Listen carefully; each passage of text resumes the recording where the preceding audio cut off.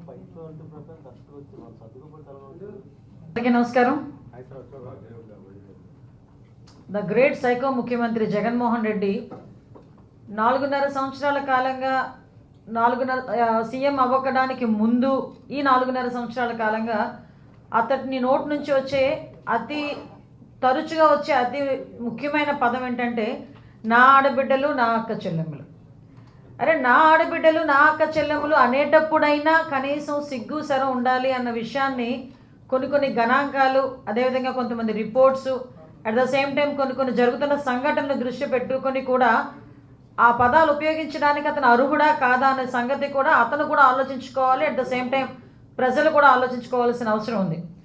ఎందుకంటే సుమారుగా ఈ 4.5 సంవత్సరాల కాలంలో దగ్గర 1,48,578 కేసులు మహిళల మీద జరుగుతున్న అఘాయిత్యాల మీద కానీ, మహిళలు అవమానిస్తున్న తీరు కానీ, మహిళల మీద జరుగుతున్న దాడుల గురించి కానీ, మహిళల మీద జరుగుతున్న హత్యల విషయంలో కానీ ఈ 4.5 సంవత్సరాల కాలంలో దగ్గర జగన్మోహన్ రెడ్డి అతి ప్రియంగా పిలుచుకొని అక్క చెల్లెమ్మల మీద, ఆడబిడ్డల మీద అతని చేతకానితనం వల్ల, అతని ధనదాహం వల్ల, అతని తాలూకా అంటే దాన్ని ఏమంటారంటే అవగాహన లేమి వల్ల 1,48,578 రికార్డ్ అయిన కేసులు. ఇవి నేను 4.5 సంవత్సరాల కాలంలో చెప్తున్నా. అంటే ఓవరాల్గా యావరేజ్ని చూసుకున్న సంవత్సరానికి దగ్గర 30 నుంచి 40 వేల వరకు కూడా కేసులు నమోదవుతున్నాయి. ఇది నమోదవుతున్న కేసులు. వీటితోని ఇవన్నీ కూడా ఇలా జరుగుతున్న నేపథ్యంలో టాప్ మోస్ట్ పొజిషన్లో ఏపీ నుంచుతాను అని చెప్పి ఎలక్షన్ల ముందు మాట్లాడిన వ్యక్తి మహిళల మీద జరుగుతున్న అఘాయిత్యాల్లో కానీ, మహిళల తాలూకు మిస్సింగ్ విషయంలో కానీ, బాలికల మిస్సింగ్ విషయంలో కానీ నెంబర్ 1, 2 పొజిషన్లో మాత్రం డెఫినెట్గా ఉంచే పరిస్థితి ఈరోజు ఒక సైకో జగన్మోహన్ రెడ్డి రాష్ట్రానికి దాపురించాడు అన్న సంగతి అయితే చాలా క్లియర్గా చెప్పగలం. ఎందుకు దాపురించాడు అన్న పదం ఉపయోగించాల్సి వస్తుందంటే నిజంగా ఎంత దౌర్భాగ్యమైన పరిస్థితులు ఈరోజు రాష్ట్రంలో ఉన్న ఆడబిడ్డలు ఎదుర్కొంటున్నారు. అతని వర్షంలోనే మనం వెళ్దాం. ఇదే అక్క చెల్లెమ్మలు, ఇదే ఆడబిడ్డలు ఎంత దారుణమైన పరిస్థితులు ఎదుర్కొంటున్నారంటే ఈరోజు ఒక టూరిజం డెస్టినేషన్ రాబోయే కాలంలో ఈరోజు వచ్చేస్తాను పెట్టి బేడ పట్టుకొని, రేపు వచ్చేస్తాను పెట్టి బేడ పట్టుకొని అని చెప్పి పెట్టి బేడ రెడీగా పెట్టుకొని ఏదో ఫ్లైట్లు దొరక్క ఇంట్లో కూర్చున్నట్టుగా కూర్చున్న వైజాగ్ రాజధాని ప్రాంతానికి నేను వచ్చేస్తాను అని చెప్పి మాట్లాడుతున్న ఇదే ముఖ్యమంత్రి, టూరిజం డెస్టినేషన్ అని చెప్పి ప్రగల్భాలు పలికే ఇదే ముఖ్యమంత్రి ఈరోజు వైజాగ్లో పొట్ట చేత పట్టుకొని పక్క రాష్ట్రం నుంచి మన రాష్ట్రానికి వలస వచ్చిన ఒక కుటుంబాన్ని రక్షించలేని పరిస్థితి. దారుణమైన సిచ్యువేషన్స్. ఈరోజు ఒక 17 ఏళ్ల దళిత బాలిక, ఒరిస్సాకు చెందిన దళిత బాలిక మీద 11 మంది గ్యాంగ్ రేప్ జరిగితే పరిస్థితి ఎలా ఉందిరా అంటే పోలీసులు ఇన్ఫర్మేషన్ ఇవ్వరు, తల్లిదండ్రుల్ని కలవడానికి కనీసం ప్రయత్నం చేసినా కూడా వాళ్ళని కనిపించనివ్వరు. ఇప్పటికీ ఆ ఆడబిడ్డ ఎక్కడుందో ఎవరికి తెలియదు.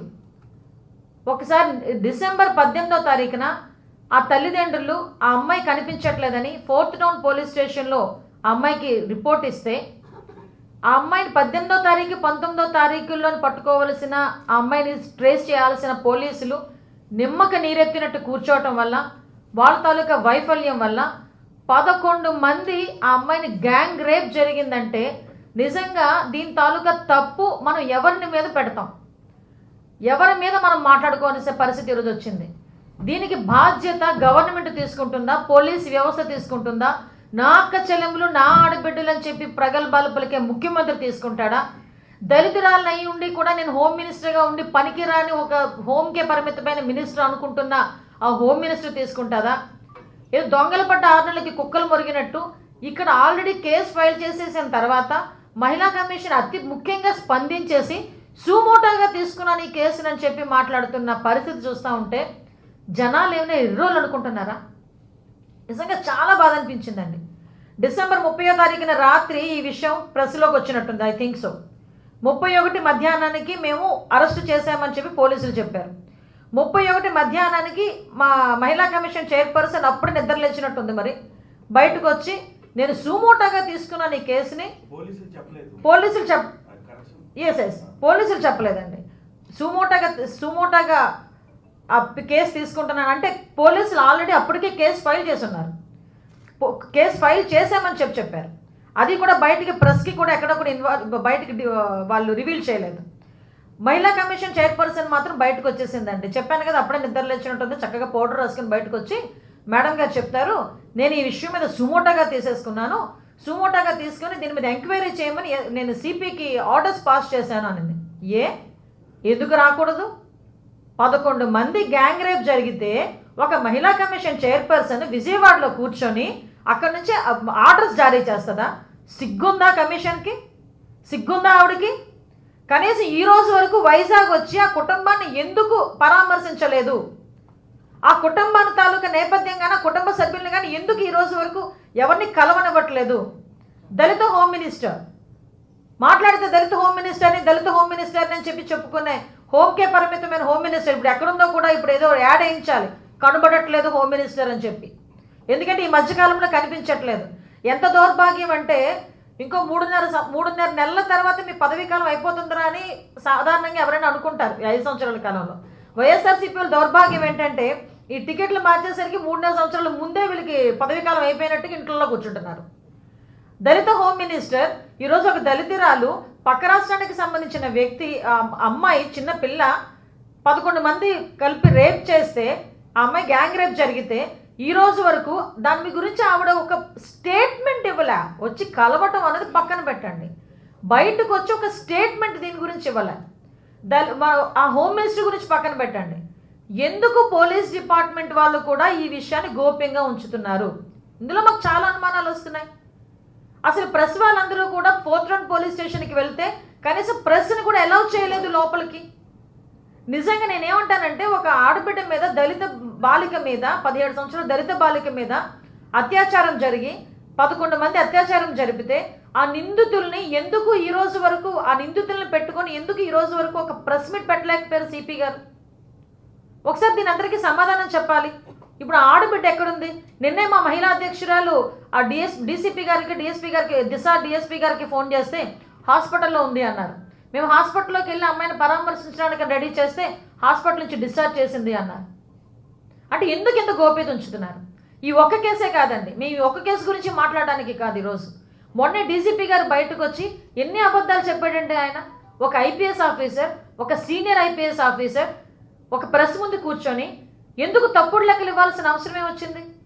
అరే మీకు అర్థం కావట్లే, 4.5 సంవత్సరాల కాలంగా ఆడపిల్లల మీద జరుగుతున్న అఘాయిత్యాల్లో మీ గొయ్యి మీరే తవ్వుకున్నారు. ఈ రోజు వచ్చేసి ఒక తట్ట మట్టేసేస్తే మీకు పూడ్చిపోతుంది అనుకుని మాత్రం అదొక మీ తాలూకా తెలివి తక్కువతనానికి ఒక నిదర్శనం. నేషనల్ క్రైమ్ రిపోర్ట్ ప్రకారం కూడా చూసుకుంటే మీకు ఓన్లీ 2022లోనే 25,000 నేరాలు జరిగినాయి, 25,503. ఇది కూడా రాజ్యసభలోని పార్లమెంటు సాక్షిగా రాజ్యసభలో వీళ్ళ సభ్యులు అడిగిన క్వశ్చన్కి సమాధానంగా ఇచ్చిన లెక్కలు ఇవన్నీ కూడా. నేను ఇందాకే చెప్పాను, దగ్గర జగన్మోహన్ రెడ్డి అధికారంలోకి వచ్చిన దగ్గర నుంచి మహిళల మీద 148,578 నేరాలు నమోదైనాయి. ఇవి రికార్డు కాని ఎన్నున్నాయో అదొకటి ఆలోచించండి. దీంట్లోని ఈ మహిళల మీద జరుగుతున్న నేరాల్లో నమోదైన కేసుల్లో దేశంలోనే నెంబర్ 3 పొజిషన్లో ఉంది. నేను ఇదే మాట నెంబర్ 3 పొజిషన్లో అన్నాను అనుకోండి, వస్తారండి మేధావులందరూను, మేము 1-2 పొజిషన్లో లేం కదా అని మాట్లాడతారు. వాళ్ళ తాలూకా తెలివితేటలు ఎలా ఉంటాయంటే బుర్రలోంచి మోకాల నుంచి అరికాల్లో కూడా జారిపోతుంటాయి ఒక్కొక్కసారి. అంత దారుణంగా ఉంటారు వాళ్ళు. At the same time YCP పాలనలో మహిళలు చిన్నారులు అదృశ్యమయ్యారని 30,196 మంది మహిళలు చిన్నారులు అదృశ్యమయ్యారని మాతో పాటు పవన్ కళ్యాణ్ గారు కూడా చెప్తే పవన్ కళ్యాణ్ గారి మీద కేసులు పెట్టారు. అంటే సిచ్యువేషన్ మీకు చెప్తున్నాను ఎంత దారుణంగా ఉన్నది అని. గణాంకాలు చూసుకున్నా కూడా కేవలం జాతీయ కుటుంబ ఆరోగ్య సర్వే లెక్కల ప్రకారం రాష్ట్రంలోని 15 నుంచి 19 సంవత్సరాలు అంటే బాలికలు వీళ్ళు దగ్గర 12.6% గర్భం దాలుస్తున్నారు. అంతవరకు ఎందుకంటే నిన్ననే ఈరోజు ఉదయం మళ్ళీ పేపర్లో చూసాను, 14 సంవత్సరాల అమ్మాయి వాళ్ళ మేనమామ వల్ల అమ్మాయి గర్భం దాల్చింది. అంటే ఇలాంటి సంఘటనలు ఇవన్నీ పక్కన పెట్టండి. నేను డీసీపీ గారిని అడుగుతున్నా, బాబు డీసీపీ గారు, నేను 4.5 సంవత్సరాల కాలం నేను వెళ్ళట్లే, కేవలం డిసెంబర్ నెలలో మచ్చుకి ఒక 10 సంఘటనలు మీకు తెలుసో లేదో నాకు తెలియదు. నవంబర్ 26 నుంచి ఇప్పుడు డిసెంబర్ వరకు చూసుకుంటే దగ్గర 40-50 కేసులు నమోదైనవి. 40-50 కేసులు నమోదైనవి. అందులో మచ్చుకు చూసుకుంటే ఏలూరు జిల్లా వేలేరుపాడు మండలంలోని 10వ తరగతి జరిగిన అమ్మాయి మీద ఒక అమ్మాయి మీద అఘాయిత్యం ఏలూరులో. నవంబర్ 30 చూసుకుంటే సింగరాయికొండలోని బంగినపల్లిలోని ఆటో డ్రైవరు ప్రతాప్ అనే వ్యక్తి ఒక బాలిక మీద అత్యాచారం. డిసెంబర్ 4ని చూసుకుంటే నంద్యాల బనగాలపల్లిలోని నందకృష్ణ అని మీ వాలంటీర్ 5,000 జీతగాడు ఉన్నాడు కదా, 5,000 జీతగాడు జీతం సరిపోవట్లేదని ఒక వివాహితను 5 తులాల బంగారంతో పాటు తీసుకెళ్ళిపోయాడు. ఇలాంటి కేసులు ఎన్నున్నాయి ఒకసారి ఆలోచించండి. కర్లపాలెంలోని వైసీపీకి చెందిన లకర్రావు అనే వ్యక్తి అత్యాచార ఘటన.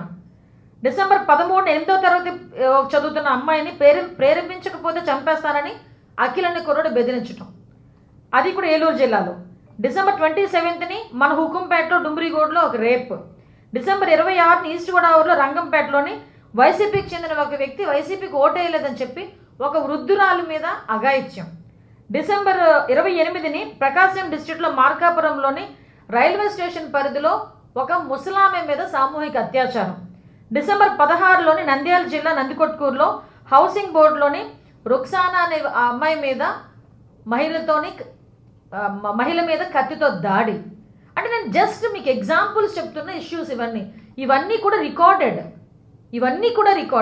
ఇన్ని సంఘటనలు జరుగుతుంటే క్రైమ్ రిపోర్ట్ ఏమో ఆడపిల్లల మీద జరుగుతున్న అఘాయిత్యాలు విపరీతంగా పెరిగిపోతున్నాయి, డ్రగ్స్ గంజాయి వాడకాలు విపరీతంగా పెరిగిపోతున్నాయి అని ఒక పక్క ఊదర కొడతా ఉంటే డీజీపీ గారు బయటకు వచ్చి నేరాలు తగ్గిపోయినాయి, రాష్ట్రం అంతా చాలా ప్రశాంతంగా ఉంది, అందరూ కూడా గుండెల మీద చేసుకొని ప్రశాంతంగా పడుకుంటున్నారని ఎలా చెప్పగలుగుతున్నాడు ఆయన? మరి మహిళల మీద జరుగుతున్న అఘాయిత్యాలు కనిపించట్లేదా? దళిత బాలికల మీద జరుగుతున్న అఘాయిత్యాలు కనిపించట్లేదా ఆయనకి? అంటే ఇక నేను చెప్పాల్సింది ఏంటంటే, ఆఖరికి మీరు సిగ్గుపడాల్సిన విషయం, డీసీపీ గారు దయచేసి క్షమించండి నేను ఈ మాట మాట్లాడుతున్నానని, మీరు కూడా సిగ్గుపడాల్సిన విషయం, పోలీస్ డిపార్ట్మెంట్ కూడా సిగ్గుపడాల్సిన విషయం. దిశ పోలీస్ స్టేషన్ని మీరు ఏర్పాటు చేశారు రాజమండ్రిలో. దిశ పోలీస్ స్టేషన్ ఏర్పాటు చేసిన రోజే ఓపెనింగ్ ఎంత ఆర్భాటంగా చేశారంటే, రాష్ట్రంలో ఉన్న మహిళా ఎమ్మెల్యేలు, మహిళా ఎంపీలు, మహిళా మంత్రులు, హోమ్ మినిస్టరు జగన్మోహన్ రెడ్డి చెయ్యికి కూడా ప్లేస్ లేనంతగా మొత్తం అందరూ ముందుకొచ్చి ఒక రిబ్బన్ కట్ చేసి వెళ్తే మీకు ఛాలెంజ్ చేసాడు ఒకడు బయటకు వచ్చి. అదే రోజు సాయంత్రం ఒక దళిత బాలిక 3 రోజులుగా అత్యాచారానికి గురయ్యి ఆ పోలీస్ స్టేషన్ ముందే అమ్మాయిని పడేస్తే ఈ రోజు వరకు దిక్కు దివానా లేదు. మీరు ఈరోజు అత్యాచార ఘటనలు తగ్గిపోయినాయి అని మాట్లాడుతున్నారు. ఆ రోజు అమ్మాయి మీద జరిగిన సంఘటనలో మీరు కనుక ప్రాంప్ట్గా వ్యవహరించుండి ఈ రోజుకి వాళ్ళ మీద చర్యలు తీసుకొని ఉంటే ఇలాంటి సంఘటనలు జరిగేవా? అదేవిధంగా మీకు చాలా సందర్భాల్లో చెప్తుంటా, జగన్మోహన్ రెడ్డి ఇంటికి కూతవేటు దూరంలోని ఒక భర్త కళ్ళెదుట భార్యను అత్యాచారం చేస్తే ఆ వెంకటరెడ్డి అనే ఈడియట్ని ఈ రోజు వరకు పట్టుకోలేకపోయింది. వెంకటరెడ్డి అని పట్టుకోలేకపోతున్నారా, మీకు చేత కాక పట్టుకోలేకపోతున్నారా చెప్పాల్సిన బాధ్యత కూడా డీజీపీ గారి మీద ఉంది, at the same time government మీద కూడా ఉంది. ఎందుకంటే మాట్లాడితే దిశ అని చెప్పి ఆ పక్క రాష్ట్రంలో చనిపోయిన ఆ పిల్ల తాలూకు తల్లిదండ్రులకి గర్భశోకాన్ని మిగులుస్తారు. వాళ్ళు మర్చిపోతున్నా కూడా ఆంధ్రప్రదేశ్ రాష్ట్రంలో దిశ అంటే ఆ తల్లిదండ్రులకి గర్భశోకం ఇంకా ఎక్కువ అవుతూనే ఉంటుంది. మీకు చేత కాదు, చెయ్యలేరు, వదిలేయండి. ఎందుకు ఈ మాట మాట్లాడుతున్నానంటే, డిసెంబర్ నెల అంటే గవర్నమెంట్ ఫామ్ అయిన తర్వాత 2019 డిసెంబర్ నెలలో అసెంబ్లీలో కూర్చొని దిశ చట్టానికి మేము చట్టబద్ధత తీసుకొస్తాము, 21 రోజులు ఉరిశిక్ష విధించేస్తామంటే ఒక్కొక్కడు చప్పట్లు కొట్టారు. ఎస్, ఆ రోజు నేను కూడా చాలా హ్యాపీ ఫీల్ అయ్యాను. నిజంగా అదే జరిగితే కనుక బొకే తీసుకెళ్ళి జగన్మోహన్ రెడ్డికి ఇద్దాం అనుకున్నాను నేనైతే. అదే విషయంలోని గన్ కన్నా ముందు జగన్ వచ్చేస్తాడని చెప్పి ప్రాస గురించి సినిమా డైలాగులు, జబర్దస్త్ డైలాగులు కొట్టని వీళ్ళందరూ ఇన్ని అఘాయిత్యాలు జరుగుతుంటే, ఇన్ని కేసులు నమోదవుతూ ఉంటే, ఇంతమంది ఆడబిడ్డల మీద అత్యాచారాలు జరుగుతూ ఉంటే, ఇంతమంది ఆడబిడ్డలు హత్యలు చేస్తూ ఉంటే, ఇంతమంది మైనర్ బాలికలు మిస్ అవుతూ ఉంటే ఎందుకు నోరిప్పట్లేదు? నీకు నిజంగా చిత్తశుద్ధి ఉంది, నీ ఆడబిడ్డలు, నీ అక్క చెల్లెములు అనేసుకో అనుకుంటున్నావు కదా. నీ అక్క చెల్లెములని, నీ ఆడబిడ్డల్ని రక్షించుకోవడానికి నువ్వు ఒక చట్టాన్ని తీసుకొచ్చిన తర్వాత ఆ చట్టాన్ని చట్టబద్ధత కల్పించలేని నువ్వు ఒక సీఎంగా అర్హుడువా? దానికి చట్టబద్ధత కల్పించడానికి కూడా ప్రయత్నం చేయలేని ఐఏఎస్ ఆఫీసర్లు, ఐపీఎస్ ఆఫీసర్లు వాళ్ళు పదవుల్లో కూర్చున్న జీతాలు తీసుకోవడానికి వాళ్ళు అర్హులా? కడుపు మండి మాట్లాడుతున్నా మీ మాటలు. నువ్వే కనుక ఆ రోజు ఆ చట్టానికి చట్టబద్ధత తీసుకొచ్చుంటే ఈరోజు ఇన్ని అఘాయిత్యాలు జరిగేవా? 4.5 సంవత్సరాల కాలం అయింది, ఇంకో 2-3 నెలల్లో నువ్వు దిగిపోతున్నావు. అయినా కూడా ఇప్పటికీ కూడా దిశ చట్టాన్ని చట్టబద్ధత కల్పించలేని దుస్థితిలో జగన్మోహన్ రెడ్డి ఉండటం నిజంగా నేనైతే జాలి పడుతున్నా. జగన్మోహన్ రెడ్డి తలకు చేతకాని తనంకి నేను జాలి పడుతున్నా. ఒక మహిళా అధ్యక్షురాలిగా దిశ యాప్ అన్నావు, దాన్ని మసిపూసి మారేడుకాయ చేయడానికి దిశ యాప్ అన్నావు. ఎవరి చేతయ్యా దిశ యాప్ నువ్వు డౌన్లోడ్ చేయిస్తున్నావు? మగోళ్ళ చేత. మొన్న రీసెంట్గా మన ఆర్లోలోనే అనుకుంటా, ఐ థింక్ వైజాగ్ దగ్గరే, పరవాడ దగ్గర ఒక కానిస్టేబుల్ దిశ యాప్ డౌన్లోడ్ చేసుకోలేదని ఎంత రచ్చ చేశారండి. అంటే మగాళ్ళకి దిశ యాప్, నిజంగా దిశ యాప్, నేను ఛాలెంజ్ చేసి అడుగుతున్నా, నిజంగా దిశ యాప్ పనిచేసి ఉంటే ఈరోజు ఆ అమ్మాయి మీద 11 మంది అత్యాచారం జరిపేవారా? అసలు దిశ యాప్ గురించి అవగాహన ఉండుంటే అమ్మాయి మీద 11 మంది, ఈ 2 నెలల కాలంలో 11 మంది అమ్మాయి అత్యాచారం గురయ్యి ఆ ఆడబిడ్డ నిజంగా తలెత్తుకోలేక ఈరోజు పరిస్థితి ఉండదా? ఆ తల్లిదండ్రులు ఈరోజు ఏడ్చే పరిస్థితి ఉండేదా? మాట్లాడితే దిశ యాప్ అంటావు. దిశ యాప్లు ఇంతమందికి రక్షించేసాం, అంతమందికి రక్షించేసాం. అరే విషయం చూడండి ఒకసారి, ఎన్ని కేసులు నమోదు అవుతున్నాయో. నా ఉద్దేశంలో అంటే కేసులు నమోదు అవ్వట్లేదు అంటే ఒకటి ఉంది ఈ విషయం. పోలీస్ డిపార్ట్మెంట్ వాళ్ళు కూడా దయచేసి క్షమించండి ఈ మాట నేను మాట్లాడుతున్నందుకు. పోలీస్ డిపార్ట్మెంట్ దగ్గరికి వెళ్ళి నా పిల్ల కనిపించట్లేదు అంటే వాళ్ళు ఫస్ట్ వచ్చే క్వశ్చన్ వయసు ఎంత? వాళ్ళు 13, 14, 16, 18, 20 చెప్తారు. వెంటనే ఏమొస్తుంది తెలుసా వాళ్ళ నోట్లోంచి? ఎవరితో నిలిపోయి ఉంటుందిలే, లేకపోతే ఎవడో తీసుకెళ్ళిపోయి ఉంటాడులే, వచ్చేస్తుందిలే, కూర్చోండి. నిజంగా బాధ అనిపిస్తుందండి. ఏమనుకోవద్దు. ఇదే సంఘటనలు మీ ఇళ్లలో జరిగితే ఇలాగే ఊరుకుంటారా పోలీస్ డిపార్ట్మెంట్ వాళ్ళు? మీరు ఇలాగే మాట్లాడుకుంటారా?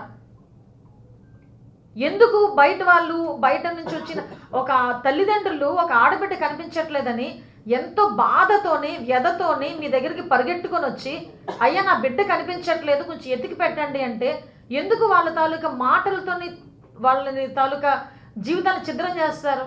వాళ్ళు ఎందుకు అంత ఇబ్బంది పడతారు మాటలతో? అందువల్ల సగం పైగా తల్లిదండ్రులు ఆడపిల్ల కనిపించకపోతే కనీసం పోలీస్ స్టేషన్కి వచ్చి నమోదు చేయించుకోవడానికి కూడా భయపడుతున్నారు, బాధపడుతున్నారు. ఈ బాధ కన్నా వాళ్ళు మాట్లాడే మాటలైనా మాకు ఎక్కువగా బాధ కలిగిస్తున్నాయని కనీసం పోలీస్ స్టేషన్లకు కూడా వెళ్ళి నమోదు చేయించుకోవట్లే.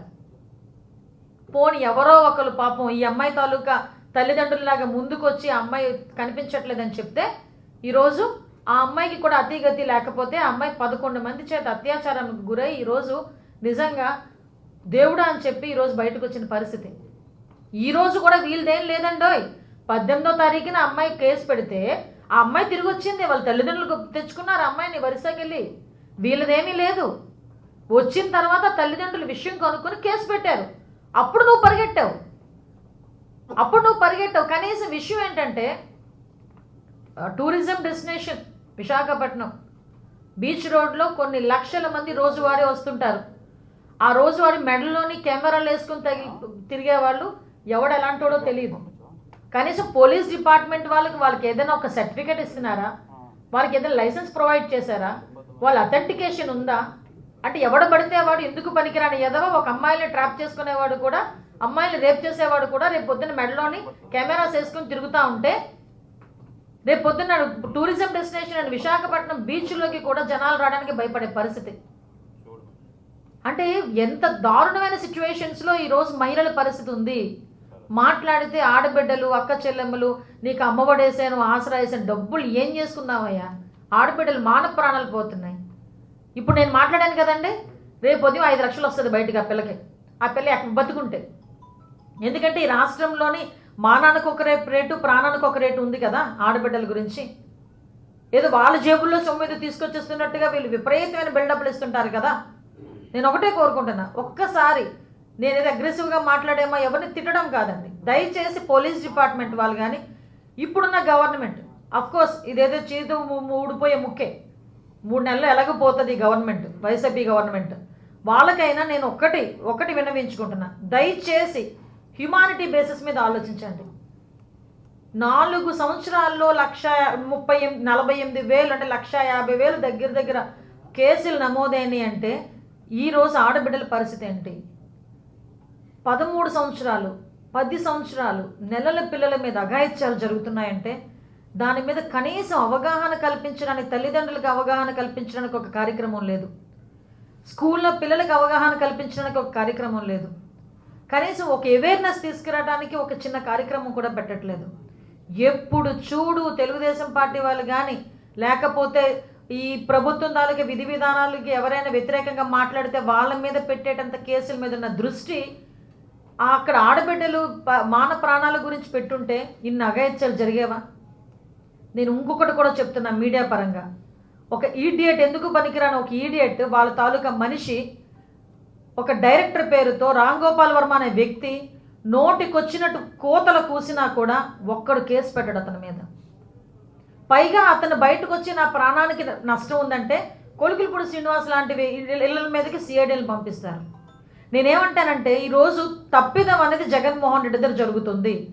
ఇక రామ్ గోపాల్ వర్మదో తప్పు, లేకపోతే సమ్మెక్స్దో ఈ అఘాయిత్యాలు చేసిన వాళ్ళతో నేను తప్పని చెప్పట్లేదు.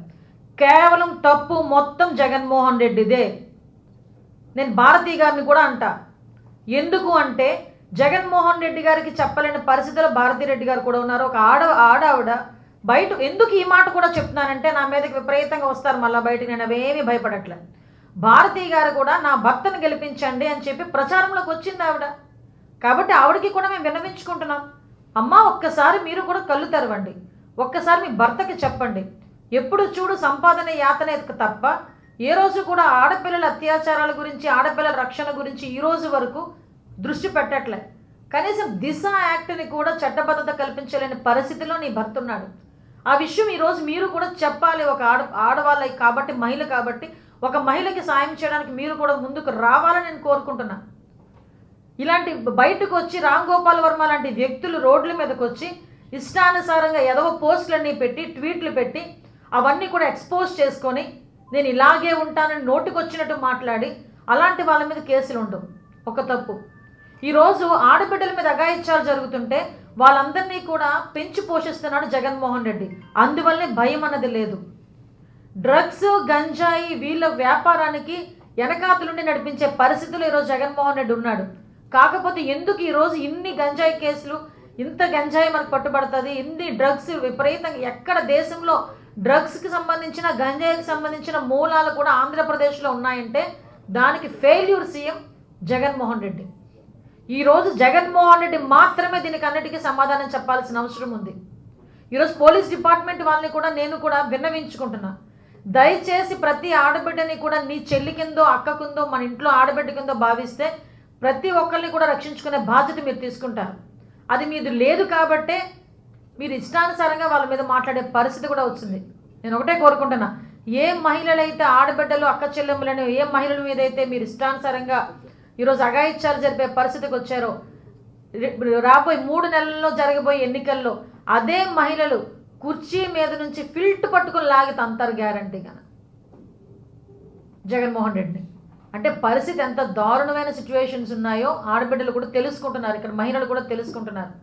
మీకు చెప్పాలి, ఇదే దళిత ఆడబిడ్డలు. నేను ఎందుకు దళిత అన్నది ఇక్కడ స్ట్రెస్ చేస్తున్నానంటే ఈ రోజు వరకు సామూహిక అత్యాచారాలు జరిగిన వాళ్ళలో 90% దళిత పిల్లలు. పేరుచెర్ల అక్కడ ఒక అమ్మాయిని 3 రోజుల పాటు అక్కడున్న వైసీపీ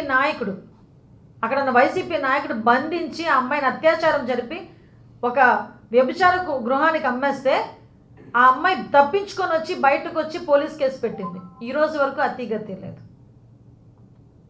అంటే నేనేమంటానంటే ఈరోజు ఇంతమంది అత్యాచారానికి గురైన బాధితులు, ఆ బాధిత కుటుంబాల తాలూకా రోదన డెఫినెట్గా రాబోయే ఎన్నికల్లో జగన్మోహన్ రెడ్డిని గద్దె దింపడానికి వీళ్ళ తాలూకా రోదన, వీళ్ళ తాలూకా వేదన డెఫినెట్గా పనిచేస్తాయి.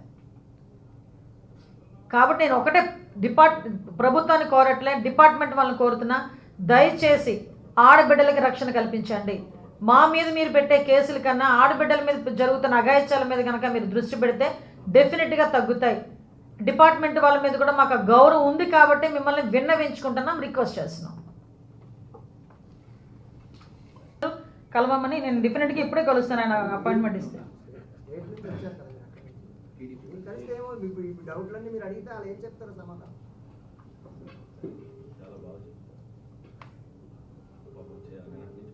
నిన్నటి నుంచి పోరాటం చేస్తున్నారు వాళ్ళు. రింగ్ అవుతుంది.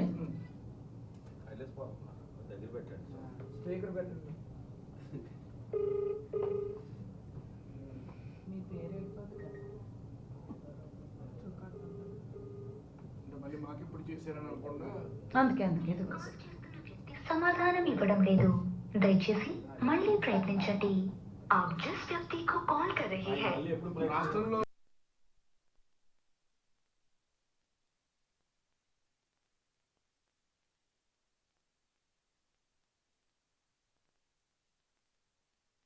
భువనేశ్వర్ గారు ఆల్రెడీ బయటకు వచ్చారు. ఆ ప్రోగ్రాములు కూడా చేస్తున్నాం. మళ్ళా రేపటి నుంచి 3 రోజులు అమ్మ రాజాము, శ్రీకాకుళం, విశాఖపట్నం, విజయనగరం 3 జిల్లాలు కూడా తిరుగుతారు. ఉత్తరాంధ్ర